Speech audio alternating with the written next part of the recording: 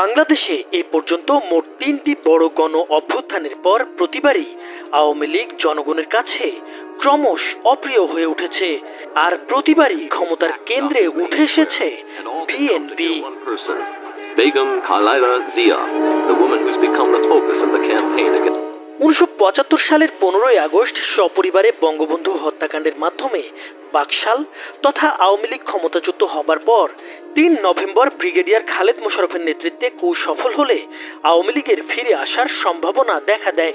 কিন্তু ৭ নভেম্বর সিপাহী জনতার পাল্টা অভ্যুত্থানের পর জিয়াউর রহমান ক্ষমতায় এসে বিএনপি প্রতিষ্ঠা করেন, যা পরবর্তী সময়ে দেশের অন্যতম প্রধান রাজনৈতিক শক্তি হয়ে ওঠে। 1990 সালে গণ আন্দোলনে সামরিক শাসক এরশাদ ক্ষমতাচ্যুত হলে পরের বছর অনুষ্ঠিত নির্বাচনে ধরে নেওয়া হয়েছিল আওয়ামী লীগ ক্ষমতায় ফিরছে। কিন্তু দেশের ইতিহাসে প্রথম বিতর্কহীন সে নির্বাচনে জিতে সরকার গঠন করে খালেদা জিয়ার নেতৃত্বাধীন বিএনপি। আর 2024 সালে ছাত্র জনতার রক্তক্ষয়ী গণ অভ্যুত্থানে শেখ হাসিনা সরকারের পতন ঘটে। যদিও বিএনপি এখনো ক্ষমতায় আসেনি, তবে রাজনৈতিক বিশ্লেষকরা মনে করেন বিএনপি এই অভ্যুত্থানের সবচেয়ে বড় সুবিধাভোগী এবং ভবিষ্যতে ক্ষমতায় ফেরার প্রবল সম্ভাবনা তৈরি হয়েছে। ইতিহাস পর্যালোচনা করলে দেখা যায় প্রতিবারই গণ অভ্যুত্থানের পর আওয়ামী লীগ জনগণের কাছে নেতিবাচকভাবে প্রতিভাত হয়েছে, আর লাভবান হয়েছে বিএনপি। তবে এবার পরিস্থিতি কিছুটা ভিন্ন। জন্মের পর থেকেই বিএনপির প্রধান রাজনৈতিক প্রতিপক্ষ আওয়ামী লীগ এখন মাঠে না থাকলেও ছাত্র আন্দোলনের নেতৃত্ব দেওয়া বিপ্লবীদের হাত ধরে উত্থান হতে যাওয়া নতুন রাজনৈতিক শক্তির মুখোমুখি হতে হবে বিএনপিকে।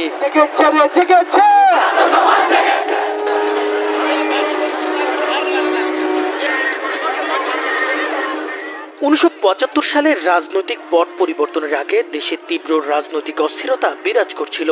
শেখ মুজিবুর রহমানের বাকশাল প্রতিষ্ঠার ফলে একদলীয় শাসন ব্যবস্থার প্রতি বিরোধিতা বেড়ে গেলে 15ই আগস্ট 1975 সালে শেখ মুজিবুর রহমানকে হত্যার পর দেশের রাজনৈতিক শূন্যতা সৃষ্টি হয়। ক্ষমতায় অধিষ্ঠিত হন খন্দকার মোশতাক আহমেদ, যিনি আওয়ামী লীগেরই নেতা ছিলেন। তখনও বিএনপি নামে কোনো রাজনৈতিক দলের জন্মই হয়নি। তবে সেনাপ্রধান নিযুক্ত হন মেজর জেনারেল জিয়াউর রহমান। মুক্তিযুদ্ধের প্রথম প্রহরে অনুপস্থিত বঙ্গবন্ধুর পক্ষে স্বাধীনতা ঘোষণা করে যিনি আপামর জনতার কাছে আগেই পরিচিতি পেয়েছিলেন। পরে 1975 সালের 3রা নভেম্বর খালেদ মোশাররফের নেতৃত্বে সেনাবাহিনীর একাংশ অভ্যুত্থান ঘটালে মুজিব বিরোধী একটি অংশ এই অভ্যুত্থানকে ভারতীয় ষড়যন্ত্র হিসেবে আখ্যা দেয়, যা জনমনে দুশ্চিন্তা বাড়িয়ে তোলে। এরপর 7 নভেম্বর সিপাহী জনতা বিদ্রোহ সংঘটিত হয়। সেনাপ্রধান জিয়ার সমর্থনে কর্নেল আবু তাহেরের নেতৃত্বে বিপ্লবী সৈনিক সংস্থা এই অভ্যুত্থানে গুরুত্বপূর্ণ ভূমিকা রাখে। বিদ্রোহীরা জিয়াউর রহমানকে বন্দিদশা থেকে মুক্ত করে।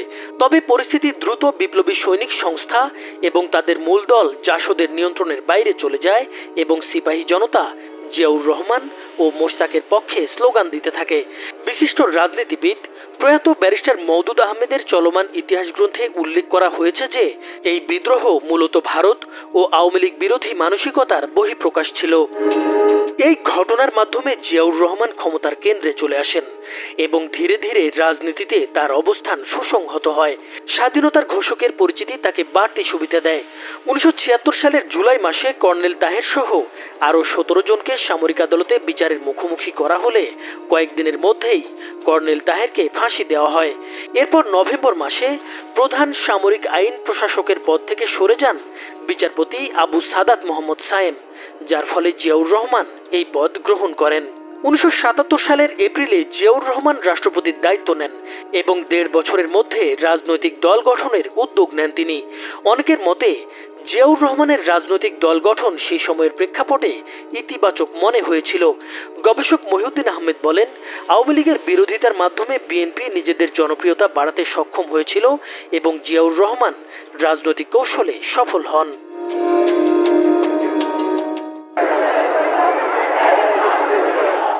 80-র দশকে তৎকালীন সামরিক শাসক এইচ.এম. এরশাদকে ক্ষমতা থেকে সরানোর জন্য আওয়ামী লীগ, বিএনপি সহ সব রাজনৈতিক দলগুলো আন্দোলন করছিল।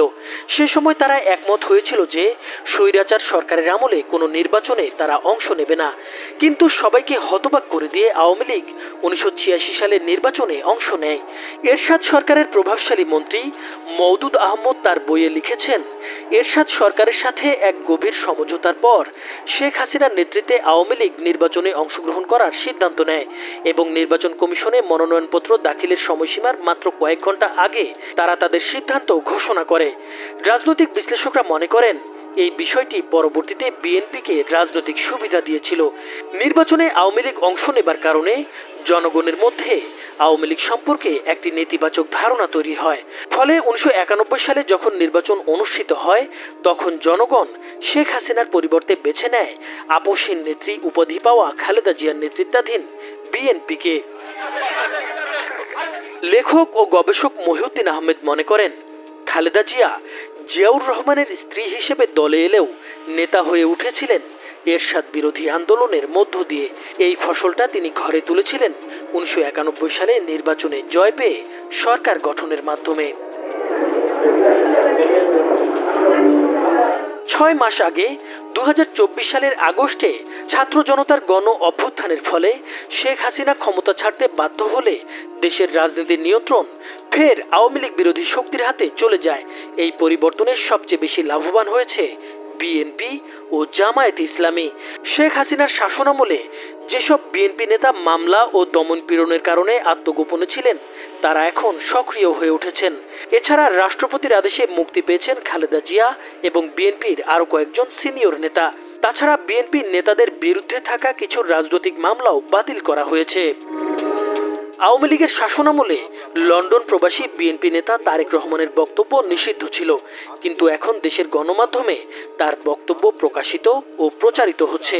বরং ভারতে আশ্রয় নিয়ে শেখ হাসিনা মাঝে মাঝে ডিজিটাল মাধ্যমে বক্তব্য দিলেও দেশে তা প্রচার নিষিদ্ধ রয়েছে।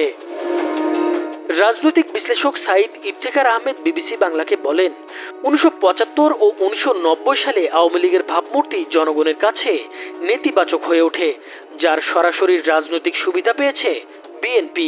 অনেক বিশ্লেষকের মতে যদি বিএনপি ও আওয়ামী লীগের বাইরে আরেকটি কার্যকর রাজনৈতিক শক্তি থাকত তাহলে বিএনপি এত বড় সুবিধা পেত না। তবে এবার বৈষম্য বিরোধী ছাত্র আন্দোলন ও জাতীয় নাগরিক কমিটি একটি নতুন রাজনৈতিক দল গঠনের ঘোষণা দিয়েছে। তারা মনে করেন বিদ্যমান রাজনৈতিক দলগুলো জনগণের আকাঙ্ক্ষা পূরণে ব্যর্থ হয়েছে, তাই ছাত্র তরুণদের নেতৃত্বে নতুন রাজনৈতিক শক্তি গড়ে তোলা দরকার। সংগঠন দুটি জানিয়েছে তারা জনগণের মতামতের ভিত্তিতে নতুন দল গঠন করে দেশের রাজনৈতিক সংস্কৃতিতে পরিবর্তন আনতে কাজ করবে। বৈষম্যবিরোধী ছাত্র আন্দোলন ও জাতীয় নাগরিক কমিটি উভয়ই জুলাই বিপ্লবের চেতনা রক্ষার জন্য স্বতন্ত্র প্ল্যাটফর্ম হিসেবে